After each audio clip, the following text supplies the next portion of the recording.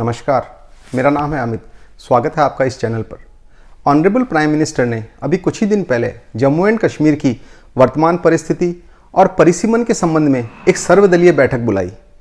उसी बैठक के एक दिन पहले जम्मू एंड कश्मीर में 3 टेररिस्ट अटैक हुए, एक शॉपकीपर को गोली मार दी गई और इस मीटिंग के बाद अचानक से आर्टिकल 371 फिर से सरफेस पे आया। तो आज की इस टॉपिक में हम बात करेंगे कि ये आर्टिकल 371 है क्या और ये आर्टिकल 370 जिसे इंडियन गवर्नमेंट द्वारा 2019 में रिवोक कर लिया था, एब्रोगेट कर दिया था, उससे किस तरह अलग है। अगर आप इस चैनल पर नए हैं तो please do subscribe the channel. तो चलिए आर्टिकल 371 की विशेषताएं और ये आर्टिकल 370 से अलग क्यों है, इस बारे में बात करते हैं। इंडियन कॉन्स्टिट्यूशन के पार्ट 21 में कुछ पर्टिकुलर स्टेट्स के लिए टेम्परेरी, ट्रांजिशनल और स्पेशल प्रोविजन बनाए गए हैं। आर्टिकल 371 भी इसी पार्ट के अंदर आता है और आर्टिकल 371 द्वारा कुछ पर्टिकुलर स्टेट्स के लिए कुछ स्पेशल प्रोविजंस बनाए गए हैं।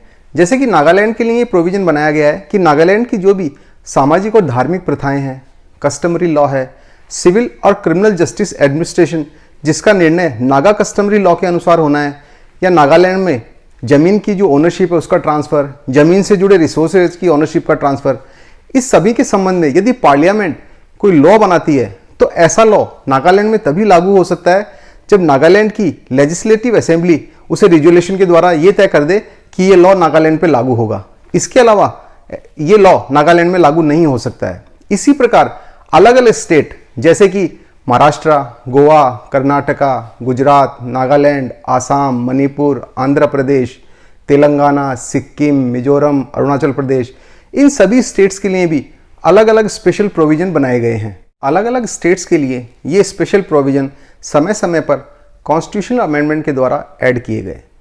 इन स्पेशल प्रोविजंस को बनाने के पीछे उद्देश्य क्या था? इन स्पेशल प्रोविज़न को बनाने के पीछे उद्देश्य ये था कि उस एरिया की जो यूनिक कल्चर है, यूनिक कस्टमरी लॉ है, उस पर्टिकुलर एरिया की जो यूनिक सोशियो इकोनॉमिक रिक्वायरमेंट है, इन सब चीज़ों को प्रोटेक्ट करने के लिए ये स्पेशल प्रोविज़न बनाए गए।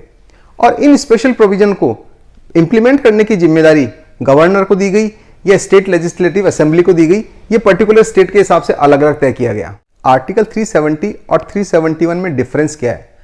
आर्टिकल 370 के द्वारा जम्मू कश्मीर के लिए कुछ टेम्परेरी प्रोविज़न किए गए थे। तो जो प्रोविज़न थे उनकी नेचर टेम्परेरी थी, जिन्हें सब्सिक्वेंटली गवर्नमेंट द्वारा 2019 में एब्रोगेट कर दिया, रिवोक कर लिया। लेकिन आर्टिकल 371 में जो प्रोविज़न स्टेट्स के लिए किए गए हैं वो स्पेशल नेचर के हैं, जो कि उस पर्टिकुलर एरिया की कल्चर, उसकी socio economic requirement, customary law और अन्य चीज़ों के लिए को प्रोटेक्ट करने के लिए लागू किए गए थे। और कॉन्स्टिट्यूशन की इसके पीछे भावना ये है कि भारत के प्रत्येक नागरिक की ये ड्यूटी है कि वो उस पर्टिकुलर एरिया की जो कस्टमरी लॉ है, उनकी रिक्वायरमेंट है, उनको प्रोटेक्ट करे। तो 370 और 371 में बेसिक यही डिफरेंस है। तो इस टॉपिक को यहीं ख़त्म करते हैं। यदि आपको वीडियो अच्छा लगा हो तो लाइक करें, शेयर करें, मेरे चैनल को सब्सक्राइब करें।